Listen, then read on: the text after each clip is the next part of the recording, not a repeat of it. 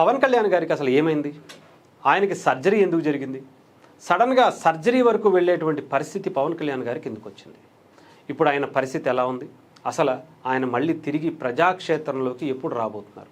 ఇవి అందరూ కూడా ముఖ్యంగా జనసేన పార్టీలో జన సైనికులు కావచ్చు, వీర మహిళలు అందరూ కూడా ఆందోళన చెందుతున్నటువంటి పరిస్థితి అయితే ఉంది.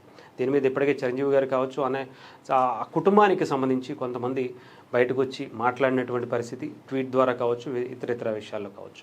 అయితే పవన్ కళ్యాణ్ గారికి సడన్గా అయితే ఏమీ కాదు. గతంలోనే ఎప్పటి నుంచో ఆయనకి దీర్ఘకాలిక కొన్ని సమస్యలు అయితే ఆయన్ని వెంటాడుతున్నటువంటి పరిస్థితి ఉంది. ఒకటి బ్యాక్ పెయిన్ అయితే, ఇంకొకటి ఆయనకి సైనస్ ప్రాబ్లం అనేది ఉంది.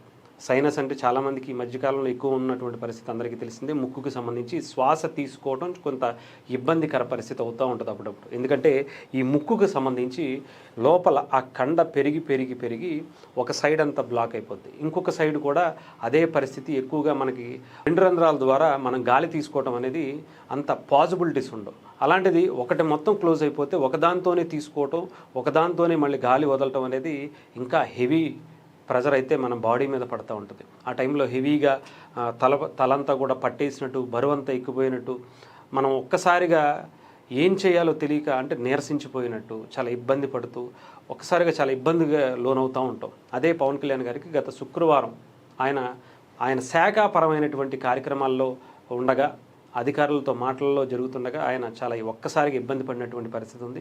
వెంటనే ఆయన హుటాహుటిన హైదరాబాద్కి రావటం, ఆయన హాస్పిటల్లో డాక్టర్ని సంప్రదించడం, వెంటనే ఇది సర్జరీ చేస్తే బాగుంటుంది, అది ఎక్కువ అయిపోయింది అని చెప్పి, గతంలో ఆయనకి సంబంధించి కొంచెం ఇష్యూస్ ఉన్నాయని చెప్పాను కదా, ఇది కూడా అది ఎప్పటి నుంచో ఉంది. అది ఒక్కసారి ఇది ఎక్కువగా తిరగబెట్టడం అదే కావచ్చు. దాని మీద వెంటనే సర్జరీకి వెళ్ళినటువంటి పరిస్థితి. సాటర్డే సర్జరీ జరిగింది.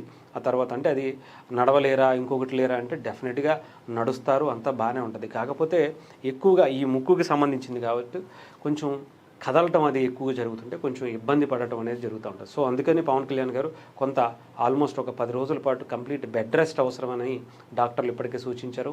అంతేకాకుండా బయటికి ఎక్స్పోజ్ అయితే కనుక మళ్ళీ ఇన్ఫెక్షన్స్ సోకేటువంటి అవకాశం ఉంది.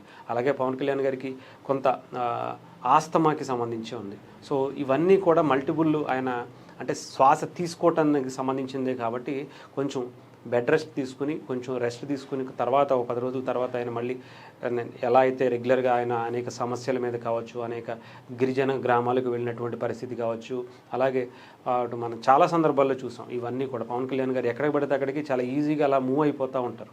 అనేక అడవులకి సంబంధించి, మీకు ఎర్రచందనానికి సంబంధించి కావచ్చు, అలాగే మన్యం గ్రామాలకి సంబంధించి కావచ్చు. సో పవన్ కళ్యాణ్ గారు కంప్లీట్గా అంటే ఇలా కొంచెం బయట తిరగాలి అంటే ఇంకొన్ని రోజులు పట్టేటువంటి సమయం కూడా ఉన్నట్టుగా మనకు తెలుస్తుంది. ఎందుకంటే ఒక్కసారిగా ఆపరేషన్ చేసిన తర్వాత వెంటనే తగ్గిపోదు ఏదైనా కూడా.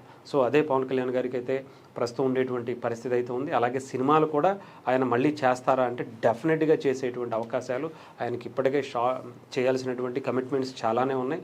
సో అవన్నీ కూడా కొద్దిగా రోజుల గ్యాప్ అయితే పవన్ కళ్యాణ్ గారు తీసుకుని, ఇంకా చెప్పాలంటే రెట్టింపు ఉత్సాహంతో పవన్ కళ్యాణ్ గారు మునుపెన్నడూ లేనటువంటి ఉత్తేజంతో ఈసారి ఆయన మళ్ళీ అటు రాజకీయ జీవితంలో కావచ్చు, సినిమాల్లో కావచ్చు నటించేటువంటి అవకాశాలు ఉన్నాయి.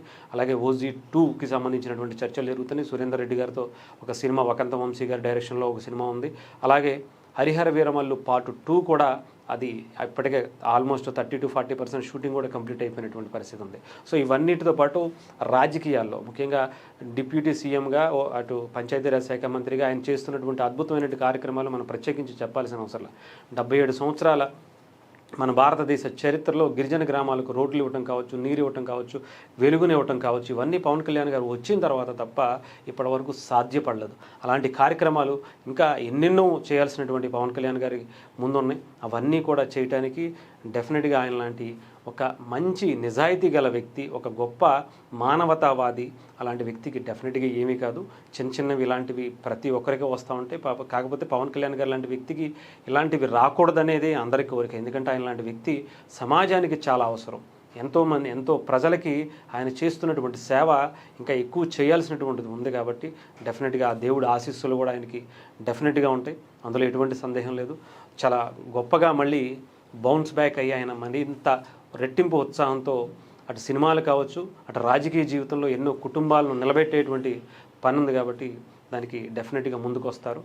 ఆయన దాన్ని మనం చూస్తాం. చాలా అద్భుతమైనటువంటి కార్యక్రమాలు పవన్ కళ్యాణ్ గారి రూపంలో మనం మున్ముందు చూడబోతున్నాం అని మాత్రం అనుకోవచ్చు.